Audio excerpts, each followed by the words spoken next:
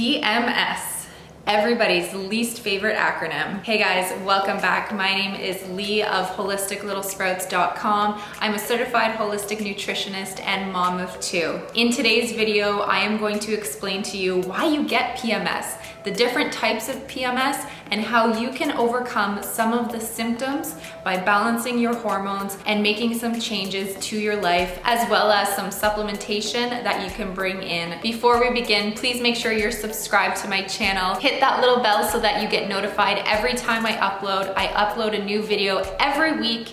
Let's dive into today's topic. It's estimated that up to 85% of US women experience PMS, and there are over 150 different symptoms that come under the classification of PMS. There are actually 5 different subcategories of PMS, and I'm gonna explain those shortly. But first, when do we experience PMS? PMS rears its head late into the luteal phase of our menstrual cycle. Shortly after we ovulate, we will notice PMS symptoms, and they usually start to go away at the beginning of menstruation. One thing that I really wanna highlight in this video is that PMS is a symptom of a variety of hormonal imbalances. So of course, our sex hormones are at play here, our stress hormones are also at play, and our neurotransmitters are at play as well.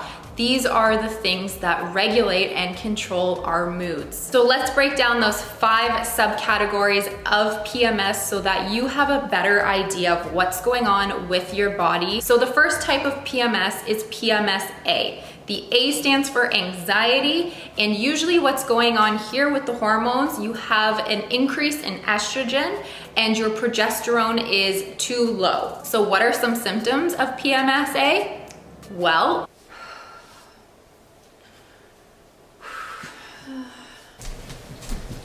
hey babe, what you looking at?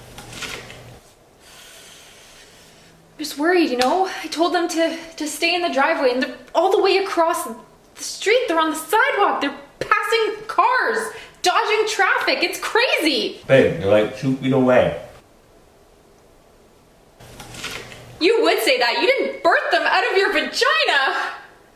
They're right across the street. Clearly, I'm the only one that cares about our kids' safety. Thanks a lot.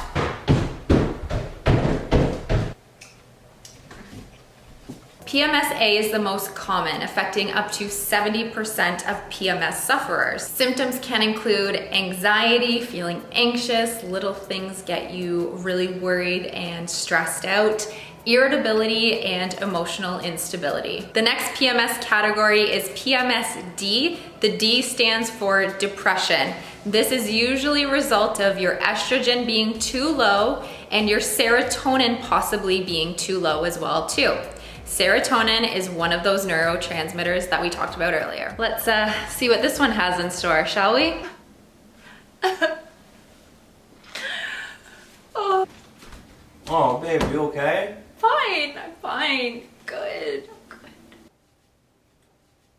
I'm watching The Notebook. It's the greatest love story of our time. Haven't you already watched that today? It's just so beautiful. Seems like a really sad movie. Why would you watch it? They just love each other so much. What? You know, you could really learn a thing or two from Nicholas Spark, okay? Whew. Yeah, good times. PMS-D affects approximately 30% of PMS sufferers, and symptoms can include the inability to get out of bed and do day-to-day activities, feeling sad, confused, crying spells. You know the spiel. The next type of PMS is PMS-C. The C stands for carbohydrate cravings. So if you are craving a ton of sweet or starchy things, this is you. This is usually a result of an increase in insulin during the first half of our cycle. What? Hey babe, having some ice cream? How many of those have you had today? What did you say? How many of those have you had today? This is a single serving size. Don't judge me. How many of those have you had today? Had 2. Okay, 3 things of ice cream. Look at the size of this carton. It's not even real. Child could finish this in one sitting. God.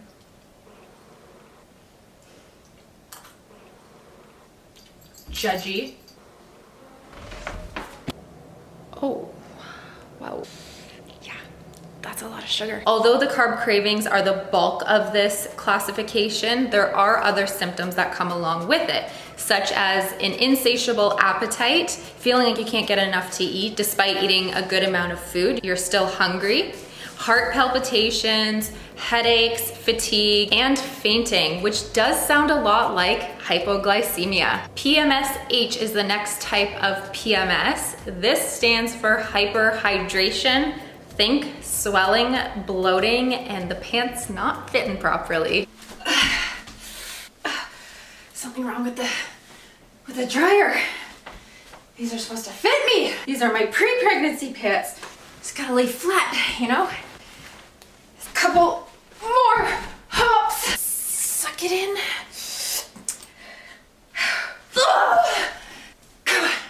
Not bloated. I'm a healthy, menstruating woman. Yes. Oh, I'm sweating after that one. Still got it. You may also experience water retention and notice that the fingers and your feet look a little more swollen than typical. And you may also notice that your breasts appear larger, they're more tender, and may even look a little bit swollen. PMSP is the next type. The P, of course, stands for pain and inflammation. This is a result of high prostaglandin inflammatory activity. This can occur leading into your period and the first couple of days of menstruation. Have you ever wondered about period poops? The stool getting really loose and the feeling that you're evacuating your entire colon? Yeah, that's because of prostaglandins, those inflammatory markers that make everything messy and a little bit more painful. You may notice cramping in the abdominal area and the lower abdomen, and you may even feel back pain. Make sure you guys stay tuned to the end of this video because I'm going to show you how you can get your hands on my free PMS guide so that you can have a nice handy reference to help you reduce your PMS symptoms. So now that we understand the different types of PMS, let's look at 4 factors that can help us improve those symptoms. The first thing you want to look at is nutritional deficiencies. Things like vitamin B6, calcium, magnesium, vitamins A and E, and omega-3 fatty acids can all contribute to exacerbated PMS symptoms. So make sure your diet is full of nutrient-rich foods. We want to be reaching for things that have good quality fats in them. We want to turn to dark leafy greens. These are all nutrient-dense foods that can really hone in on some of those nutritional deficiencies, and consider adding them to the diet on a daily basis. The second factor is, of course, blood sugar imbalance. Women who suffer from PMS consume more dairy products, carbohydrate-rich foods, sugar, and poor quality salt than women who do not. So it's always a good idea to cut these things down as much as possible. Eating things first thing in the morning that are really carb heavy lead us to crave more sugary foods throughout the entire day. Start your day with good quality fats and proteins. I find that when I eat a really good breakfast, it ends up being easier for me to eat healthy throughout the rest of the day. My energy is sustained, my mood is more balanced, and my body is full of nutrients. The third factor that can cause PMS is outside estrogens. Estrogen is a hormone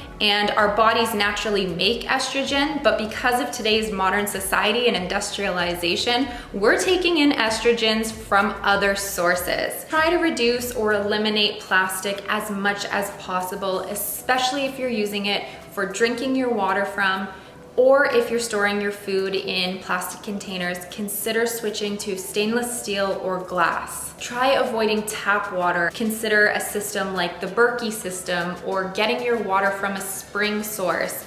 Even reverse osmosis, which is available at most grocery stores, is really good at removing a lot of those chemicals that not only disrupt our hormones, but can actually add hormones to our bodies that shouldn't really be there. And these fake hormones trick our bodies into believing that they're real hormones. The less exposure we have, the better. Switch your makeup to an all-natural makeup line, things that don't have hormone disruptors and endocrine disruptors in them. And do your best to source good quality pasture-raised, grass-fed meats. Meat that is raised conventionally is often given a lot of supplemental food, things that aren't naturally in their diet. So things like corn and soy. Remember that everything that that animal eats, you are eating as well. The fourth factor that can cause PMS is unmanaged stress. Remember at the beginning of the video when we talked about the stress hormones as an underlying cause of PMS and hormonal imbalance? Yeah, managing your stress is huge. This is when a good quality self-care routine comes into play. Do something for yourself to manage your stress.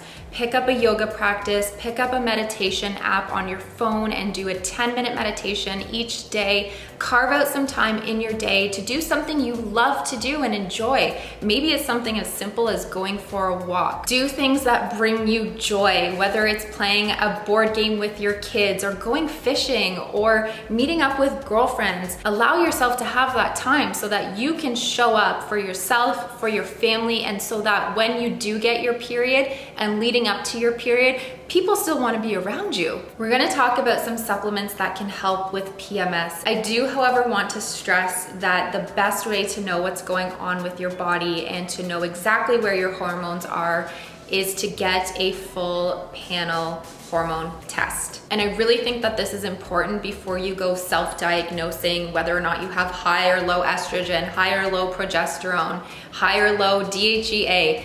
Go and get concrete answers. And because this topic is so complex and it's very deep in detail and there's so many types of hormones to monitor, I do suggest that you work with somebody who's a hormone specialist. The first PMS supplement that I love is fish oil. If you're not going to consume fish on a regular basis, consider doing a teaspoon of a good quality fish oil.